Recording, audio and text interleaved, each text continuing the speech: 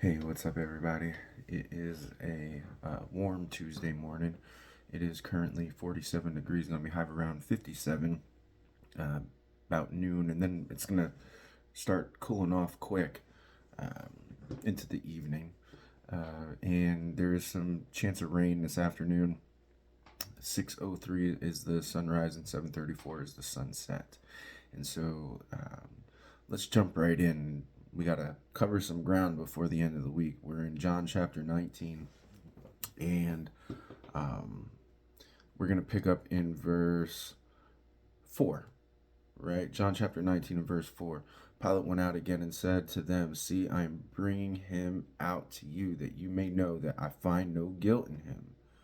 Right? Remember, Jesus died a Roman death, innocent in Roman court, right?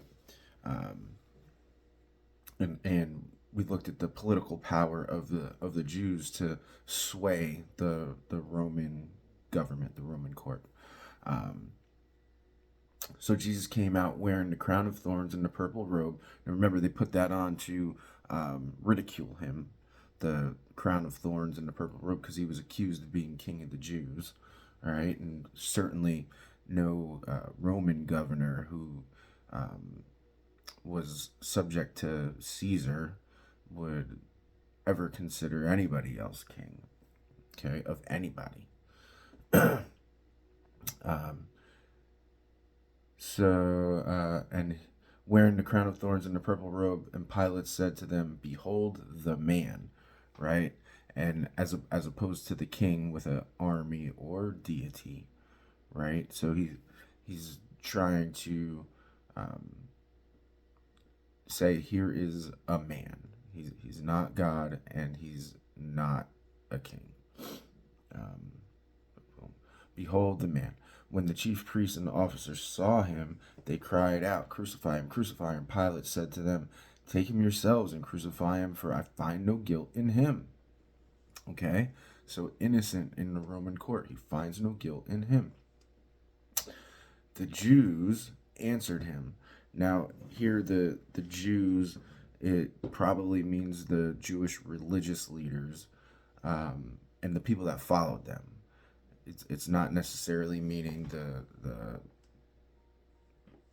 peasant Jews or even the Jews that were his disciples, right? So the Jews answered him, "We have a law, and according to that law, he ought to die because he has made himself the Son of God." Okay, so in the law they're referring to here is Leviticus 24, I think. Leviticus 24 and verse 18. Well, we'll start in, yeah, let's just do verse 18. Leviticus 24, 18. 16. Leviticus 24, 16. "And he that blasphemeth the name of the Lord, he shall surely be put to death, and all the congregation shall certainly stone him, as well as the stranger, as as he that is born in the land, when he blasphemeth the name of the Lord, shall be put to death." And so that law applies not just to Jews, but to anybody that blasphemes the name of the Lord. And they're saying that he blasphemed the name of the Lord because he made himself as the Son of God. And, that really made them want to kill him. In John 5:17, but Jesus answered them, "My Father worketh hitherto, and I work." So he's saying, God is my Father. He works here, and I work here as well. And therefore, the Jews sought all the more to kill him because he not only had broken the Sabbath, but said also that God was his Father, making himself equal with God, right? And that made the Jews seek to kill him even more. Okay, so so they got Jesus tried under their law, or tried under the Roman government, convicted by their law, right? Because he said, "I find no guilt in him," under the Roman Inquisition, but they brought up their law and got him convicted that way. Very interesting stuff. Very interesting stuff. Um, when Pilate heard this statement, he was even more afraid. I wonder why he was more afraid. You think he had some? Well, we know he had some idea of Jewish custom and the Jewish values and way of life, right? He understood being ceremonially clean and things of that nature. So, do you think there was something in the back of his mind, like, could this really be the Son of God? He was even more afraid. And it could be he was even more afraid of a riot. Um, he entered the headquarters again and said to Jesus, "Where are you from?" But Jesus gave him no answer. So Pilate said to him, "You will not speak to me? Do you not know that I have authority to release you and authority to crucify you?" Jesus answered him, "You would have no authority over me at all unless it had been given you from above. Therefore, he who delivered me over to you has the greater sin." Wow. So even if and Jesus is, I'm not giving him a pass, but saying, even if you put me to death, those that turned me over to you have the greater sin. And why? Because the authority in government is given by God. Isn't that amazing? Especially, in this political climate that we're in and the unrest that is out there, especially on the social media. The stuff going on is, I mean, I was watching a Marcus Rogers video, and he's a pastor out of Chicago. He's biracial, and he did a video on how the black church was speaking against a black preacher who had in his sermon said, we need to teach our children to submit to authority, to submit to the authority of the police, and there was an uproar in the black church. And Marcus Rogers is saying, I don't even like using terms black church and denominational terms like Baptist, oneness, Pentecostal, things like that. He's like, those are man-made words.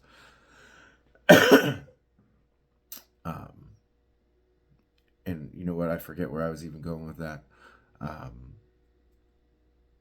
right, back to the scriptures. The civil unrest. He puts the people in government and gives them their power, right? And so, that's what he was saying too. If you're a Christian, right, you obey the word, right? And the word says, and you trust the word, and the word says, submit to the authority, right? Submit to the authority of the government. Okay, submit to the authority of the government. Because God gives them the power. So Jesus answered him, "You would have no authority over me at all unless it had been given to you from above. Therefore, he who delivered me over to you has the greater sin." From then on, Pilate sought to release him, but the Jews cried out, "If you release this man, you are not Caesar's friend.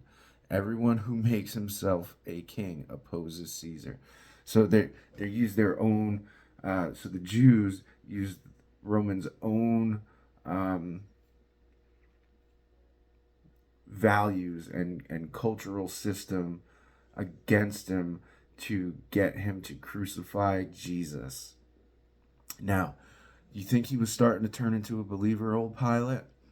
You think he was starting to understand who was in his presence? You think he was starting to understand what truth is? Remember, he asked back in chapter 18, Pilate said to him, "What is truth?"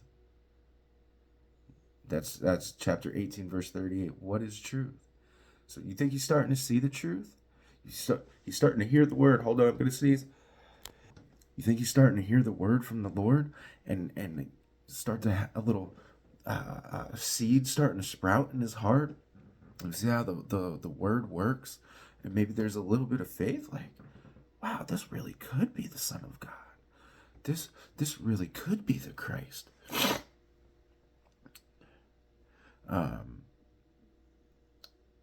so everyone who makes himself king opposes Caesar. So when Pilate heard these words, he brought Jesus out and sat down on the judgment seat at the place called the stone pavement, and in Aramaic, Gabbatha. Gabbatha means the stone pavement in Aramaic. Now, it was the day of preparation of the Passover. It was about the 6th hour, and the 6th hour is noon. All right, that's about noon. Um, and he said to the Jews, "Behold your king." Now, I wonder if he was saying it here in that condescending type way that it started out. I wonder if he's saying it here